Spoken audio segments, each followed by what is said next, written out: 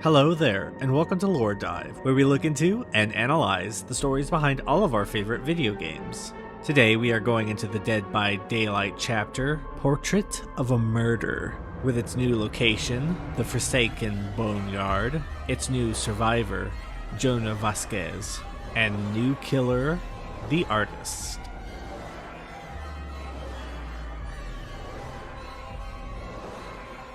The Forsaken Boneyard, eerie of crows. In the dust-choked expanse of the Chilean desert lies a graveyard abandoned by the living, battered by the passage of time. Only through violence was it once more given prominence, hosting the gruesome murder of the artist Carmina Mora and her friends. Within the entity's realm, the humble lot has been twisted into a grand celebration of the bloody events that took place.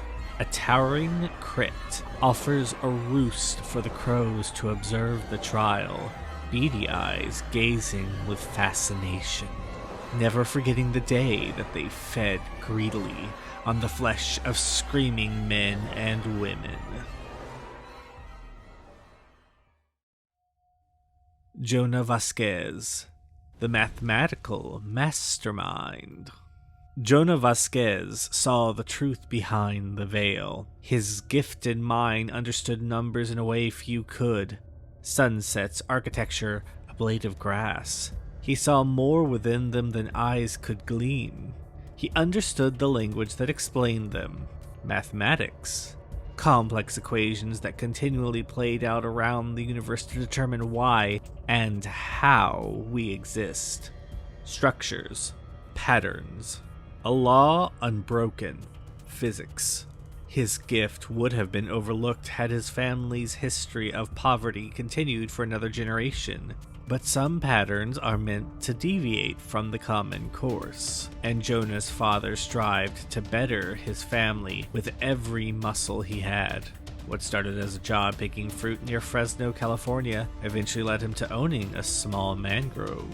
It wasn't much, but it was enough to provide Jonah a stable childhood and education. Though placed in advanced classes, there were few signs of Jonah's brilliance to his peers. He was a normal boy with a few close friends, a passion for baseball, and an interest in ancient civilizations. However, when he was alone, his mind turned to numbers, and these, to Jonah, were the most fascinating of marvels. He delved into the Fibonacci and Reckoman sequences and was soon poring over complex equations from history's leading mathematicians. On his 16th birthday, he received an unaddressed card. There was nothing within but the following numbers: 8, 25, 19, 44, 1, negative 20.37, negative 69.85, 13, 2, 26, 11, and 1. It was a puzzle.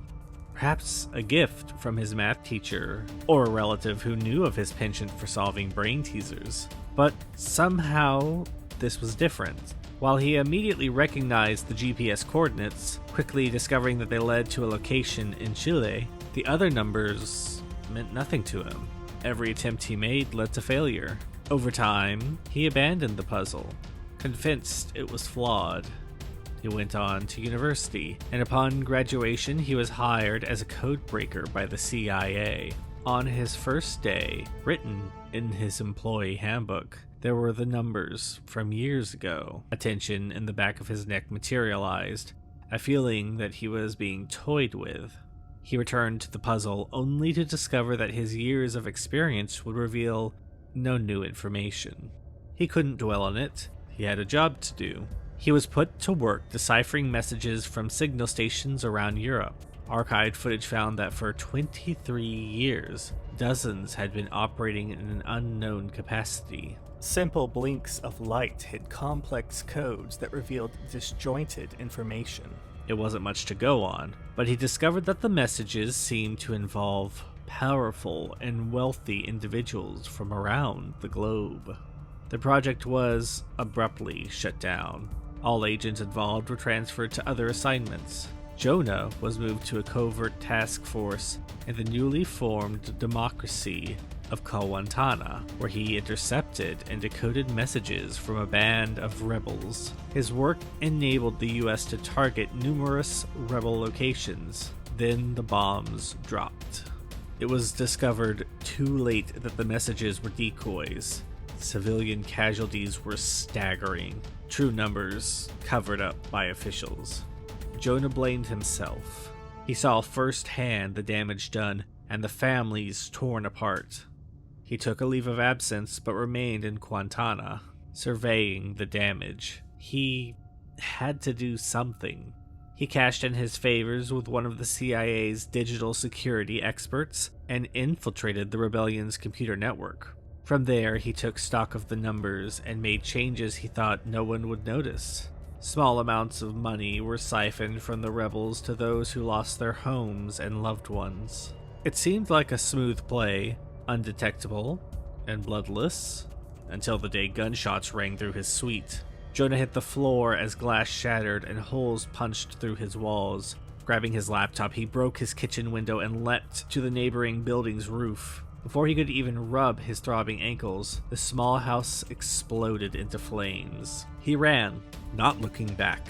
He climbed down the alley, made his way to the slums, and concealed himself among rickety shanties of cardboard and rotting wood.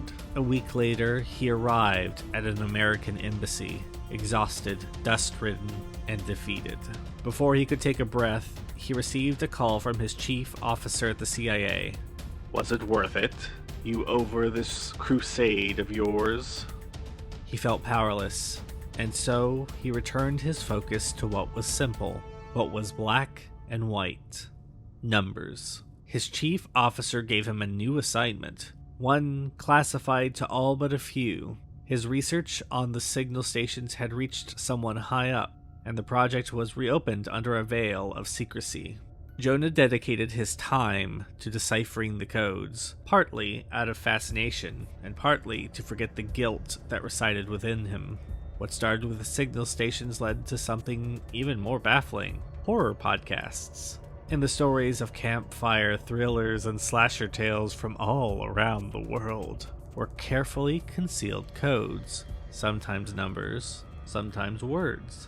Each time, as if being a secret password or handshake, he found the following message: "Sacrifice is rebirth." Hidden in the code was information on a network of powerful people, all working towards what?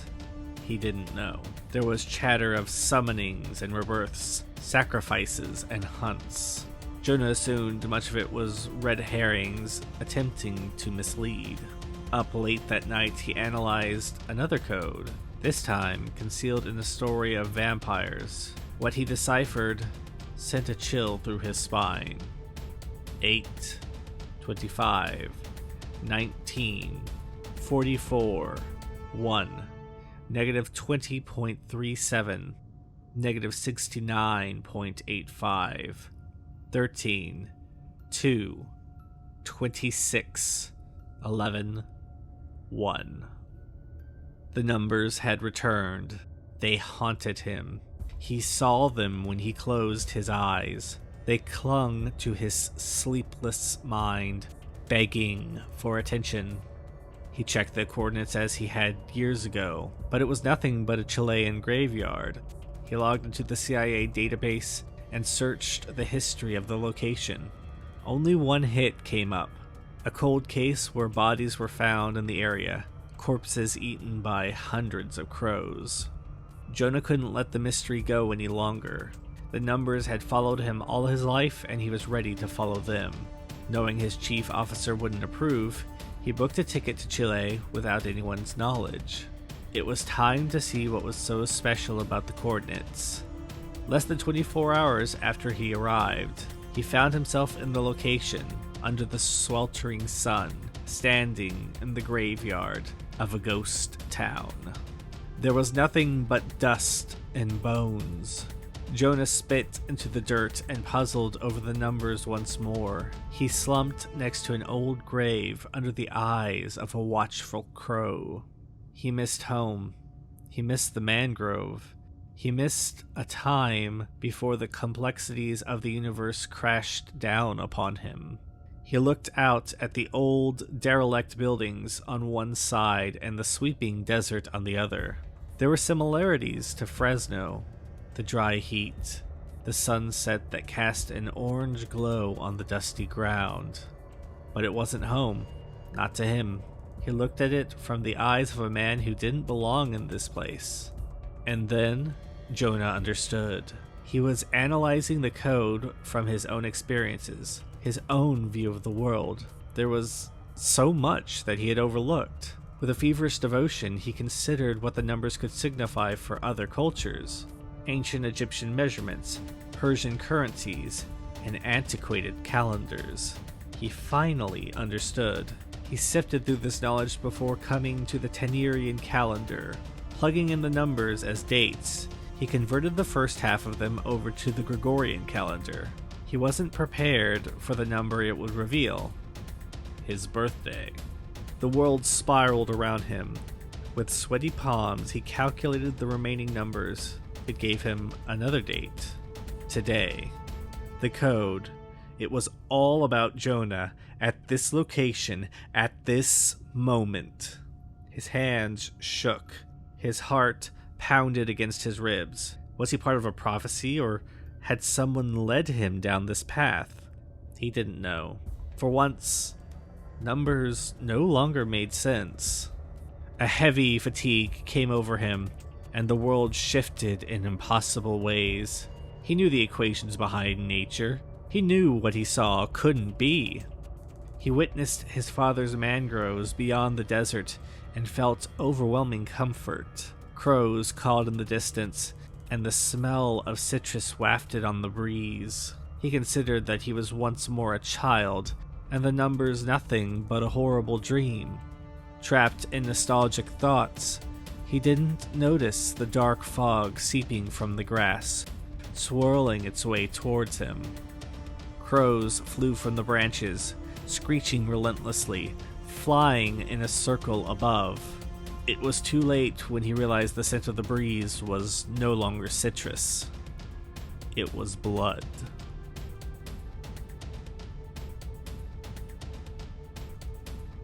Jonah's first perk is Overcome.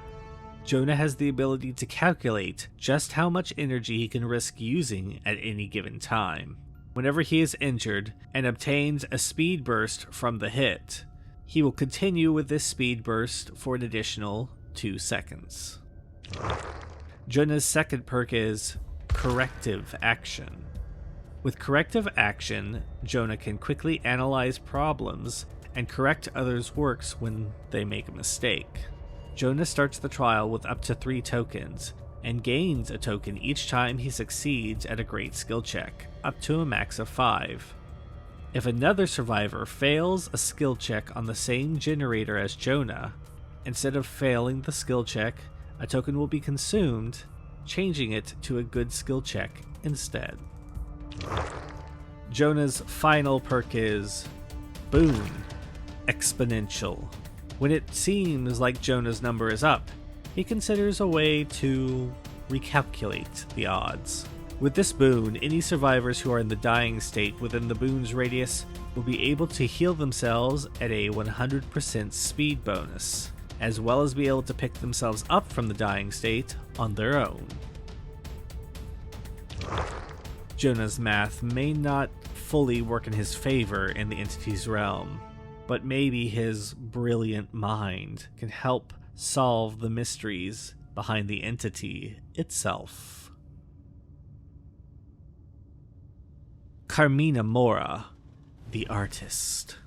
Carmina Mora was a gifted artist who carried the guilt of her young brother's death. Growing up in a rugged coastal village in southern Chile, she sketched the sublime landscapes of Patagonia. Sitting outside, she painted dramatic fjords, while feeding the crows nested in the tree next to the house. She grew up carrying the guilt of her mother's sudden departure. Her father blamed Carmina for her mother's abandonment, which added to her grief. She became the caretaker of Matthias, her little brother, despite being a child herself. A year later, Carmina was painting with Matthias outside when the telephone rang.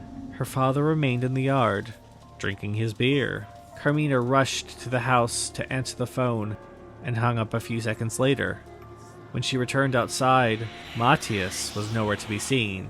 She asked her father, but he had paid no attention to Matthias. She called her brother's name, looking for him everywhere. While searching, she found a bright red coat floating in the narrow creek by the house. Matthias's jacket. She jumped into the creek and found him floating on the surface with vacant eyes unblinking. He had fallen and drowned. Her scream tore the sky. Her father found Carmina sobbing on the creek's shore, clutching her brother's body in her arms, surrounded by a murder of crows. Her father snatched Matthias's body away from her, and she cried until her voice broke. The following morning, the world was cloaked in darkness. Her father did not say a word, because he did not have to. Carmina knew it was all her fault. Months passed, yet her loss was as fresh as morning dew. Crippled with self-loathing, she could no longer paint. Without Matthias, life had no meaning.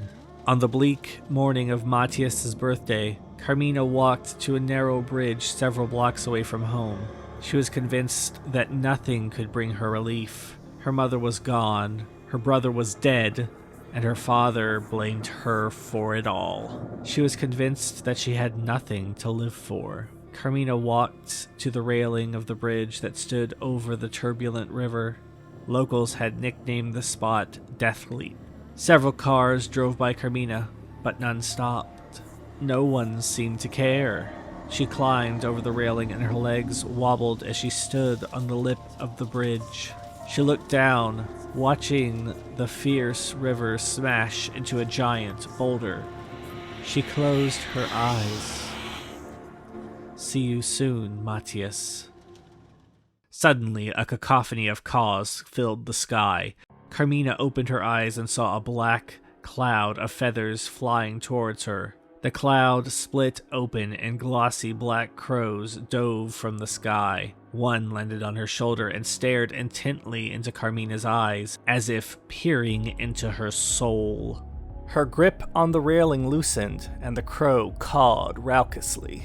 Carmina stared at the crow, confused. Another crow landed on the railing, then another. Soon, a flock of crows were covering the railing of the bridge, staying close to her. She felt their heavy stare on her, calculative and enigmatic, as if they were assessing her. She looked down for a second, and a thunder of caws interrupted her dark impulse. The crows seemed to care for her well-being. As she dangled over the edge with the wind blowing through her raven hair, Carmina felt akin to them. For the first time since Matthias had died, Carmina didn't feel alone. She returned home, giving life another chance. The crows left, but Carmina suspected if anything happened to her, they would return.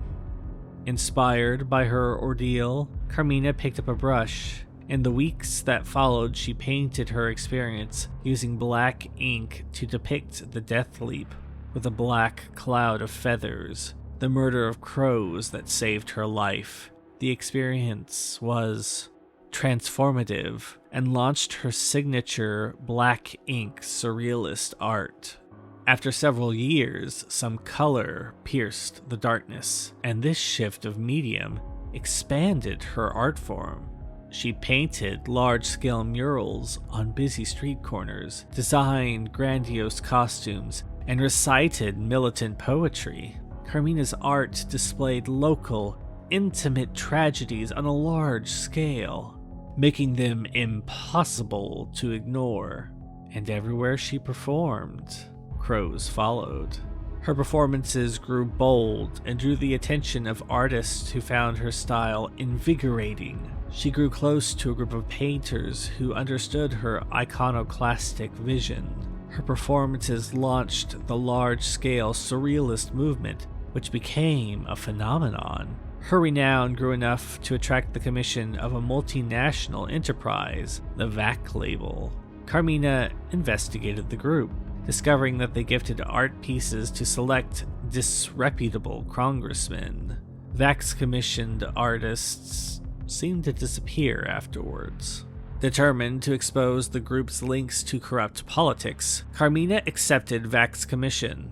The following week, Carmina painted a giant mural on a cemetery's columbarium, displaying the VAC label logo as a surrealist Grim Reaper harvesting the fields of Chilean families. She wore a theatrical dress as she painted, on which she stitched a poem about political revolution. The piece sparked radical debate about corruption. The controversy painted a target on Carmina's back.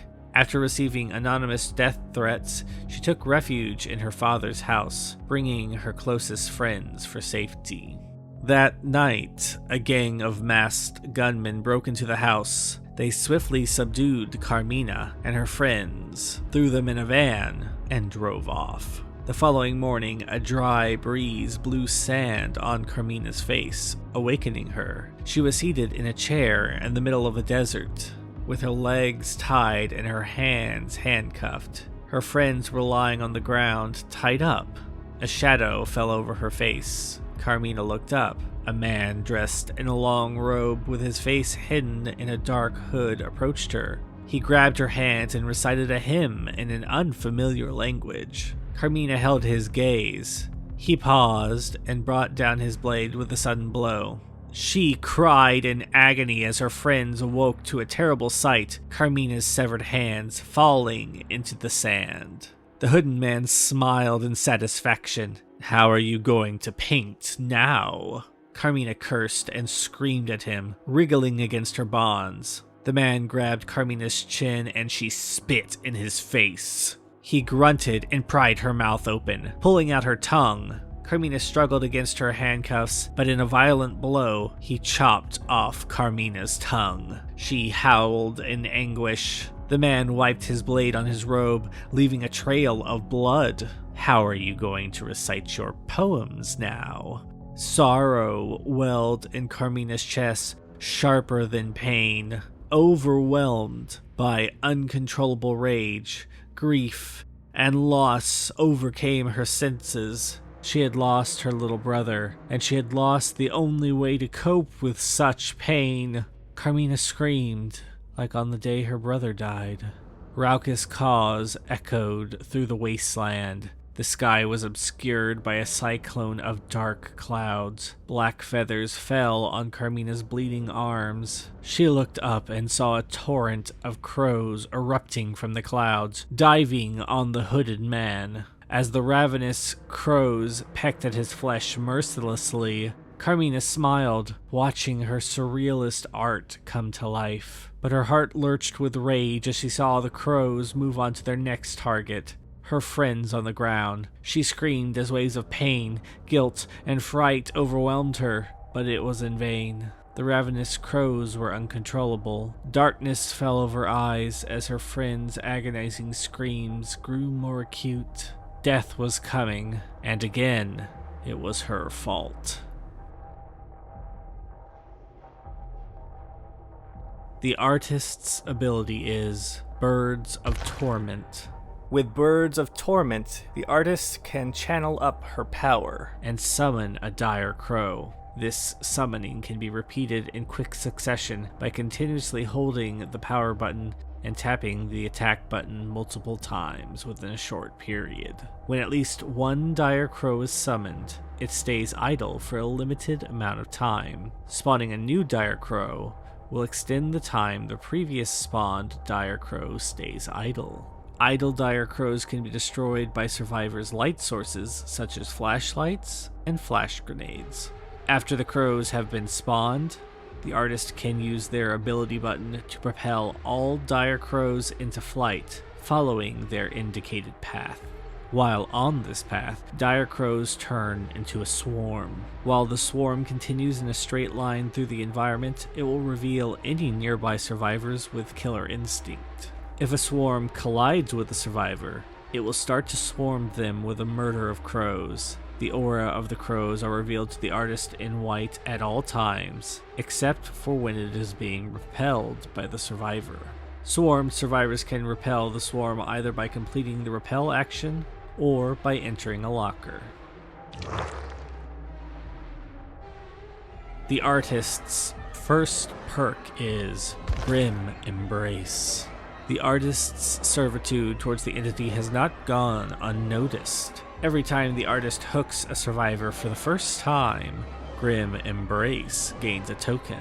Upon reaching 4 tokens, Grim Embrace activates, blocking all generators for a period of time, and revealing the obsession for 5 seconds. The artist's second perk is Scourge Hook, Pain of Resonance. The artist's overwhelming pain reverberates and affects all around her. At the start of the trial, 4 hooks are turned into Scourge Hooks. Each time a survivor is hooked on a Scourge Hook, the generator with the most progression explodes, causing it to lose progress. And all survivors repairing that generator will scream, revealing their location. The artist's final perk is Hex, Pentimento. The artist can reveal the true power of totems hidden within their remains. With Hex Pentimento, the artist can see the auras of all cleansed tokens. Relighting these tokens will provide the artist with new powers that accumulate with each totem she resurrects. At 1 totem lit, the repair speed of all survivors is reduced. At 2 totems lit, the healing speed of all survivors are reduced. At 3 totems lit, the recovery speed of all survivors are reduced.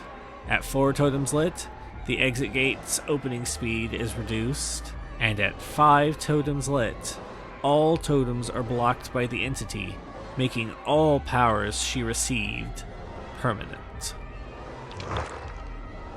Carmina never wanted this, she never desired this. She had no choice. Now a thrall of the entity, she is forced to paint the realms with the blood of the survivors that cross her path. Thank you for watching this episode of LoreDive. I hope you enjoyed it.